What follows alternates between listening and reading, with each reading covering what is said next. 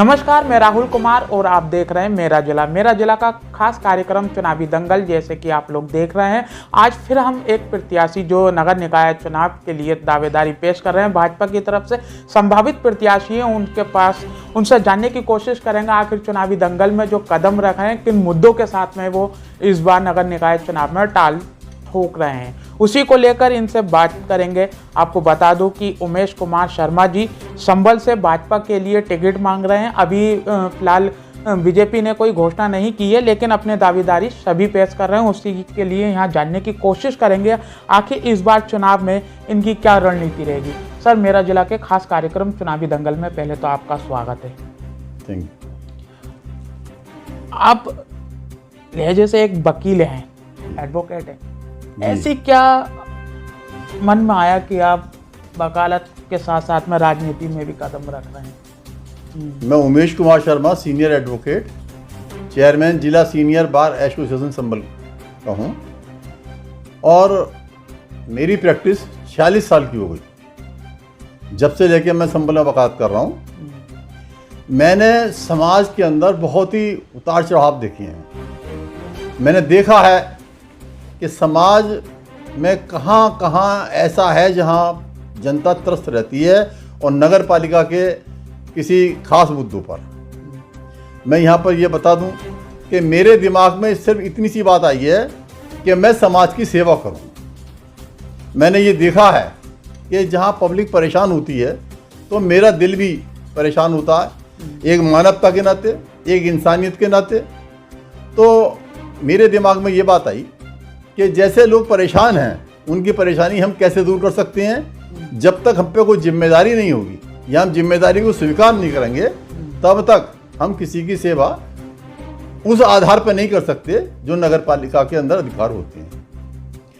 मैं इसलिए नगर पालिका परिषद के अध्यक्ष पद के लिए दावेदार हुआ कि मैं ये चाहता हूँ कि संभल के अंदर बढ़िया से बढ़िया सड़कें हों, बढ़िया से बढ़िया बिजली व्यवस्था हो, बढ़िया से बढ़िया सफाई की व्यवस्था हो, और जो सबसे खास बात है वो ये है कि जो भी एड आती है वो बिल्कुल सही जगह पर लगे और पब्लिक के साथ में इंसाफ होना चाहिए।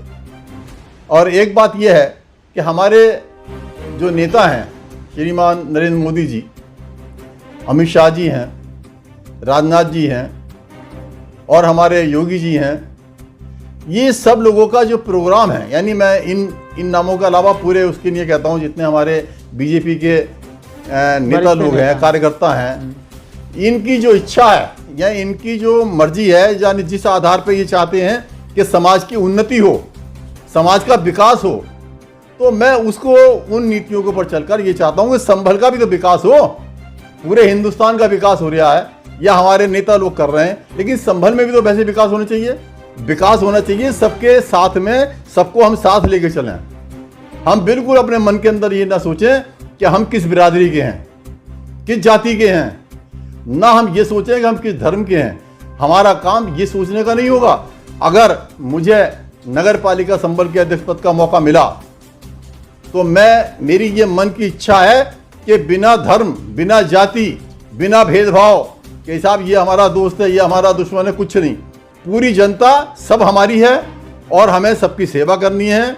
जो भी अधिकार नगर पालिका के द्वारा एक अध्यक्ष को मिलते हैं, वो संपूर्ण अधिकारों के साथ में समाज की सेवा करी जाए और समाज का उत्थान करा जाए। संभल की इतनी उन्नति होनी चाहिए कि पूरे उत्तर प्रदेश में नहीं, पूरे हिंदुस्तान के अंदर जितनी भी नगर पालिकाएं हैं, सबसे बेहतर संभल की नगर पालिका बननी चाहिए और ऐसी होनी चाहिए कि प्रथम स्थान पूरे हिंदुस्तान में आना चाहिए। और संभल की नगर पालिका को प्रथम स्थान आने पर जो पारितोषिक होता है वो गवर्नमेंट की तरफ से मिलना चाहिए। मैं अपने लिए नहीं कह रहा हूं, नगर पालिका संभल के लिए कह रहा हूं कि उसके उत्थान के लिए फर्स्ट नंबर पे नगर पालिका संभल आनी चाहिए। और उसके लिए जो भी अधिक से अधिक जो भी अधिक से अधिक सुविधाएं गवर्नमेंट की तरफ से होंगी, वो हर व्यक्ति का ध्यान रखते हुए और हर स्थान का ध्यान रखते हुए वहां तक पहुंचाई जाएंगी। ये मेरा अपना ध्येय है। अब सर दावे बहुत बड़े बड़े कर रहे हैं कि गवर्नमेंट की तरफ से जो आएगी, लेकिन अब ऐसे जब चुनाव आता है, चुनाव के समय पर कई नेता इस तरह के दावे करते हैं। अभी हमने फिलहाल के टाइम में देखा, इससे पिछले साल में यहाँ तो यहाँ से एक निर्दलीय यहाँ से प्रत्याशी जीते, जिनको समाजवादी ने भी चुनाव लड़ाया था। तो कई तरह के घोटाले नजर आए, कई तरह के उनके वादे तो जो आज भी पूरे नहीं हो पाए, काफ़ी समस्या थी। तो पब्लिक ये चाहती कि हमें ऐसा नेता चुने कि आखिर जो वादा करे वो करके दिखाए। जैसा आपने अभी कहा, मैं किसी व्यक्ति विशेष का नाम नहीं लूंगा, लेकिन मैं एक बात जरूर कहूंगा कि जनता ने चाहे जिस पार्टी को देखा या जिस व्यक्ति को देखा कि साहब अध्यक्ष पद पे जाके उन्होंने कार्य किया है, अगर उन्होंने सच्चे वायदे किए या झूठ किए, मैं उनके ऊपर नहीं जा रहा। मैं ये कह रहा हूं कि जो वायदे मैं कर रहा हूं ये 100% मैं पूरे करूंगा। और अगर मेरी कभी भी कोई अगर आम जनता मुझसे ये कहेगी या समझती है कि मैं अपने जिम्मेदारी को नहीं पूरा कर पा रहा हूं, तो तुरंत बीच में इस्तीफा दे दूंगा। कभी भी ये नहीं करूंगा कि सीट के लिए मर रहे हैं, लड़ रहे हैं हम और घिसे पड़े हैं, उसके मतलब ये कि सीटों के बारे लड़ रहे हैं, हम ऐसा कभी नहीं करेंगे।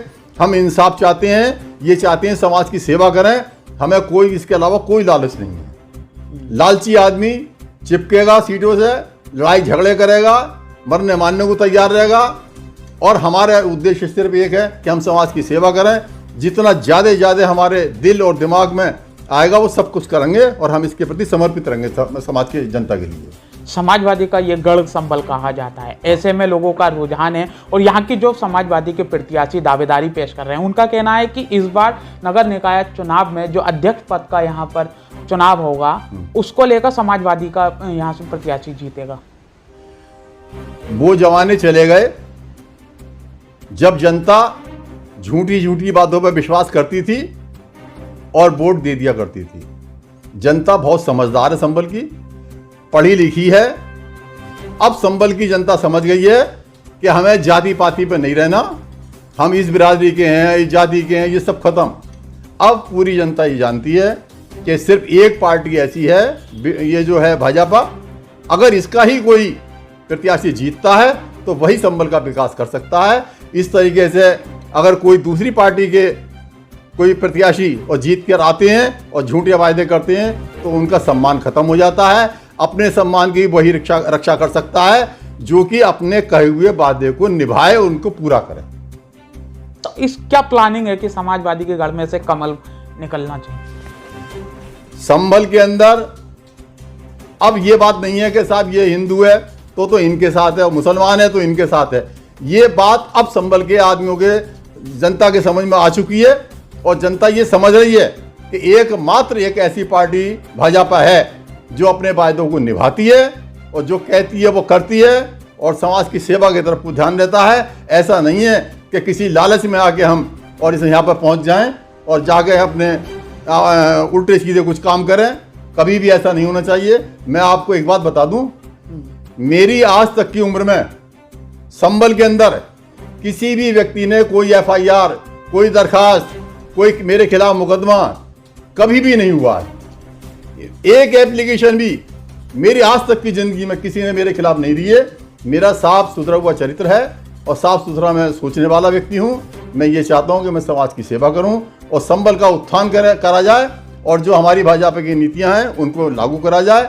और जितनी भी जनता है वो ये समझ रही है कि सिर्फ एक पार्टी ऐसी है भाजपा, वही संभल का विकास कर सकती है। इसलिए आम जनता, सारे धर्म वाले और सब जाति वाले सब भाजपा को ही वोट देंगे। कमल के फूल के अलावा संभल के अंदर आप देखना वही चमकेगा और कोई नहीं चमकेगा। मगर ओवैसी साहब ने तो कदम रख दिया है नगर निकाय उत्तर प्रदेश के अंदर, और खासतौर पर अगर देखा जाए तो संभल के अंदर भी उन्होंने एक प्रत्याशी अपना घोषित कर दिया। ऐसे में उनकी निगाह यह है कि संभल बहुमूल्य क्षेत्र, मुस्लिम बहुमूल्य क्षेत्र है, हमारा कैंडिडेट यहाँ से विजयी होगा। उनकी सोच उन्हें मुबारक हो। अगर कोई व्यक्ति कोई सोच रहा है, कोई पार्टी कुछ सोच रही है तो सोचने में हमें क्या एतराज है। खूब सोचे, इससे बढ़िया सोचे, नहीं कुछ करके तो दिखाएं। आज तक भाजपा के अलावा और किस पार्टी ने क्या करा संभल के लिए? और जहां तक उनका सवाल है, मैं तो ये समझ रहा हूं कि इस तरीके से अच्छी बातें हर व्यक्ति कर सकता है, लेकिन जब वो नहीं निभा पा रहे हैं, जब उनको जिम्मेदारी पब्लिक दे ही नहीं रही है, कहीं पे भी नहीं दी जिम्मेदारी उनको, तो ऐसी स्थिति में उनका तो बोलना सब बेकार है और निरर्थक है। उनके जो प्रत्याशी हैं, या हमने शौकत अली जब आए उन्होंने कई तरह के विवादित बयान भी दिए, तो कहीं ऐसा लगता है कि वो जो मुस्लिम वोट है उसको अपना बनाने के लिए विवादित बयान देने से अगर सारे वोट मिल रहे होते तो भाजपा को तो वोट मिलते ही नहीं। भाजपा का कोई भी नेता ऐसा नहीं है जो विवादित वोट देता हो, विवादित कोई बयान देता हो। सारे वोट भाजपा को इसलिए मिलते हैं कि साफ शुद्ध छवि वाले को टिकट मिलता है, साफ शुद्ध ये हमारी जो पार्टी है। और अन्य जो पार्टियां हैं वो उल्टे सीधे बयान देती हैं, उनको नुकसान मिलता है। जो गलत बोलेगा जनता के सामने उसे वोट नहीं मिलेगा, उसको तिरस्कार हो जाएगा, उसका बहिष्कार हो जाएगा।